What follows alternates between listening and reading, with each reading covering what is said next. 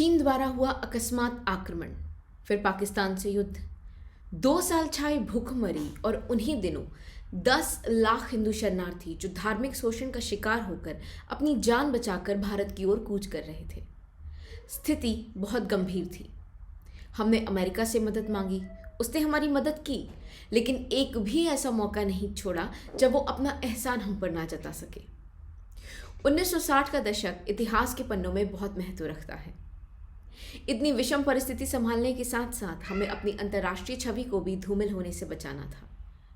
हमने हर तरह के प्रयत्न किए और प्रयत्न सफल भी हुए, क्योंकि फिर आया ग्रीन रेवोल्यूशन, हरित क्रांति।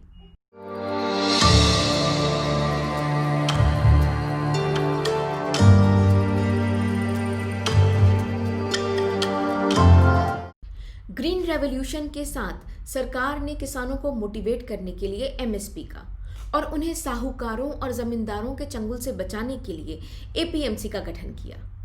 वो राज्य जो कछार की मिट्टी से भरपूर थे और पहले से थोड़े संपन्न थे, जो सिंचाई में, तकनीकी में, सेवाओं में खर्च कर सकते थे, वो थे हरियाणा और पंजाब, और ये सबसे ज़्यादा लाभान्वित हुए। अब किसान एपीएमसी में जाकर कम से कम एमएसपी पे तो अपनी उत्पादन बेच ही सकते थे, और इसमें उनकी मदद करते आढ़तिये। और यदि मान लीजिए ये नहीं हो पाता तो सरकार के पास जाकर किसान एफसीआई के गोदामों में अपना उत्पादन बेच सकते थे। लेकिन यहाँ गौर करने की बात यह है कि वो सिर्फ गेहूं और चावल ही एमएसपी पर बेच सकते थे। यदि बड़े पैमाने पर देखा जाए तो ये सब सिर्फ व्याख्या की बातें हैं, क्योंकि स्टैटिस्टिक्स कुछ और ही बताते हैं। 80% किसान एमएसपी के बारे में नहीं जानते हैं और 94% किसान एपीएमसी का उपयोग नहीं करते हैं। इसलिए यदि हम आज तथ्य देखें तो वो बड़े विचित्र हैं। हमारा उत्पादन इतना है कि हम एक नेट एक्सपोर्टिंग इकोनॉमी है, लेकिन फिर भी किसान आत्महत्या कर रहे हैं। एफसीआई में अनाज पड़ा हुआ सड़ रहा है, लेकिन वहीं लोग दूसरी तरफ भूखमरी से मर रहे हैं। हम महंगे दरों पर उत्पादन अनाज खरीद रहे हैं, लेकिन फिर भी किसान ऋणी है। तो आइए समझते हैं कि असल समस्या क्या है। किसानों की व्यावहारिक समस्या ये है कि उनके उत्पादन को बेचने के विकल्प बहुत सीमित हैं। ये एक अधिकार है जो सिर्फ एपीएमसी के पास है। दूसरी समस्या ये है कि एपीएमसी में बैठे होलसेलर और आढ़तिये आपस में सांठगांठ कर लेते हैं, जिसे हम कार्टेलाइजेशन, ओलिगोपोली या अल्पतंत्र कहते हैं।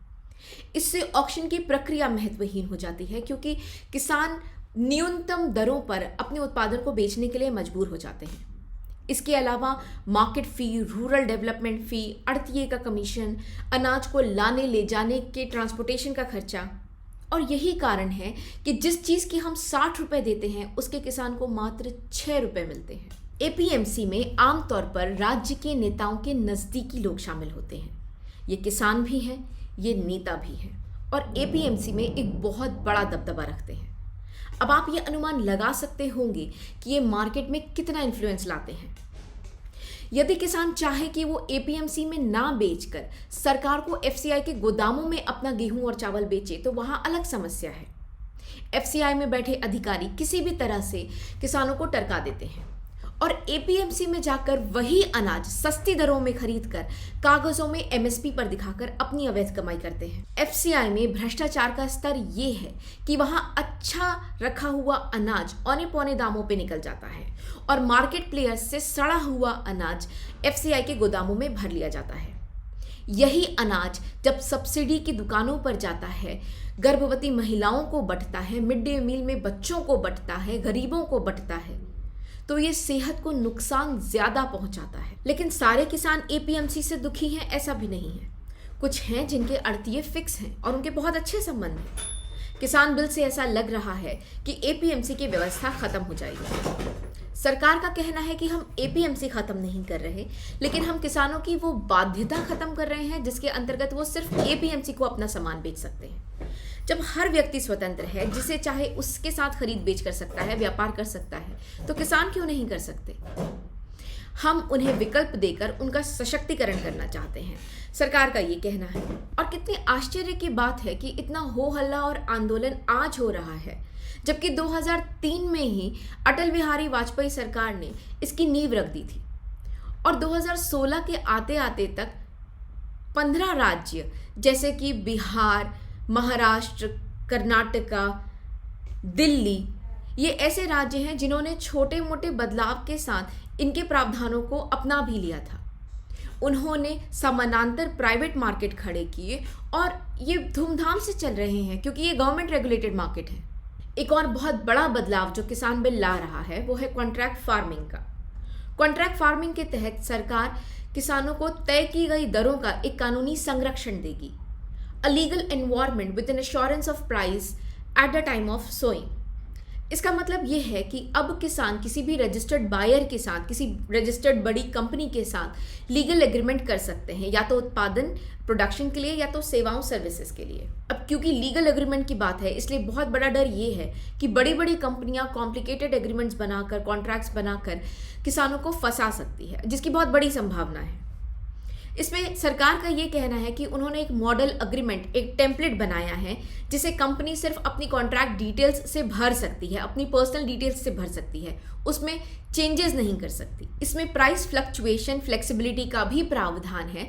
इसका मतलब ये है कि यदि उत्पादन की कीमतें बढ़ती हैं, तय की गई दरों से बढ़ती हैं, तो कंपनी को बढ़ी हुई दरें किसानों को देनी होगी, और यदि कम होती है तो तय की गई दरें किसानों को देनी होगी।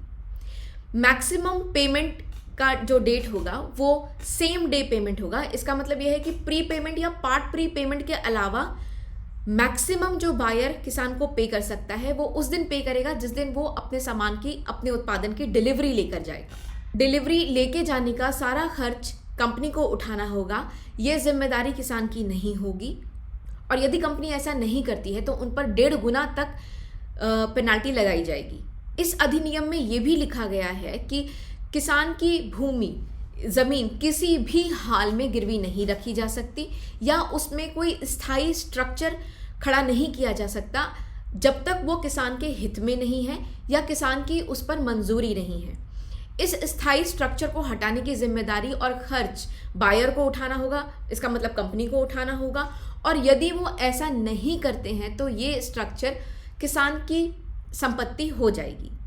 इसके डिस्प्यूट मैनेजमेंट को शुरुआती तौर पर कोर्ट कचहरी से दूर रखा गया है, इसलिए conciliation board, SDM, collector, additional collector का एस्केलेशन मैट्रिक्स बनाया गया है। सरकार का ऐसा कहना है कि क्योंकि अब किसान अपने उत्पादन को बेचने की चिंता से फ्री हैं, उस खर्चे से फ्री हैं, इसलिए वो अपने उत्पादन की गुणवत्ता पर ध्यान लगा सकते हैं, वो इनोवेशंस पर ध्यान लगा सकते हैं। जो नए किसान हैं वो ऑनलाइन एवेन्यूज़ एक्सप्लोर कर सकते हैं इम्प्रूवमेंट्स के।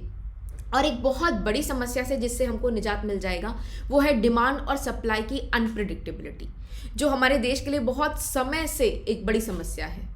बड़े बड़े एग्रो साइंटिस्ट का ये कहना है कि हमें अपने क्रॉप पैटर्न को बदलने की ज़रूरत है। ग्रीन रेवोल्यूशन ने जो नुकसान किए हैं वो आज हमें देखने को मिल रहे हैं। 90% भूमिगत सिंचाई का पानी कमर्शियल फसलों पर यूज़ होता है, कमर्शियल क्रॉप्स पर यूज़ होता है, ना कि उन फसलों पर जो सुपाच्य हैं, जो हमारी सेहत के लिए ज़्यादा लाभकारी हैं और ये पर्यावरण की दृष्टि से भी हमारे लिए उपयोगी है। सरकार एक और बहुत बड़ी समस्या का निदान करना चाहती है, वो है वेयर हाउसिंग, स्टोरेज फैसिलिटी, भंडारण की। हमारे देश में उत्पादन तो बहुत है लेकिन भंडारण व्यवस्था बहुत चरमराई हुई है। ये बड़े इन्वेस्टमेंट का काम है, बड़े बड़े वेयर हाउसेस बनाना बड़े खर्चे का काम है। ये सिर्फ बड़ी कंपनियां ही कर सकती हैं, लेकिन वो आगे नहीं आती हैं, वो इतना खर्चा करती नहीं हैं क्योंकि स्टोरेज रिस्ट्रिक्शंस के कारण उनके वेयर हाउसेस ऑप्टिमम यूटिलाइज नहीं होते, जिसके कारण उन्हें रिटर्न ऑन इन्वेस्टमेंट नहीं मिलता। और हमारी समस्या ये है कि जहाँ रिक्वायरमेंट है वहाँ स्टोरेज नहीं है, और जहाँ स्टोरेज है वहाँ रिक्वायरमेंट नहीं है। जो किसान बड़े सेलर्स हैं या एक्सपोर्टर्स हैं वो अपने बायर्स का कॉन्फिडेंस इसीलिए नहीं जीत पाते हैं क्योंकि वो सफिशिएंट स्टॉक नहीं रख पाते हैं, और होर्डिंग का डर इसीलिए नहीं है क्योंकि किसी भी आपातकालीन स्थिति में सरकार इस प्रावधान को रेगुलेट कर सकती है। इस भाग में हमने देखा कि किसान बिल क्या है, इसके प्रावधान क्या हैं और एज अ सोसाइटी हमें इसके क्या इम्प्लीकेशंस देखने को मिल सकते हैं शॉर्ट और लॉन्गर रन में। लेकिन क्या इतना ही कुछ सफिशिएंट है या कुछ ऐसी कहानी भी है जो हमें नहीं पता? इसकी कुछ ऐसी पृष्ठभूमि भी है जो हमारे लिए एज अ सिटीजन जानना बहुत ज़रूरी है। तो आइए मित्रों जानते हैं अगले भाग में कि इसकी पृष्ठभूमि क्या है, क्यों ये इतना अनिवार्य है और इस समय ही लाना क्यों ज़रूरी है। तब तक के लिए स्टे ट्यून्ड। धन्यवाद।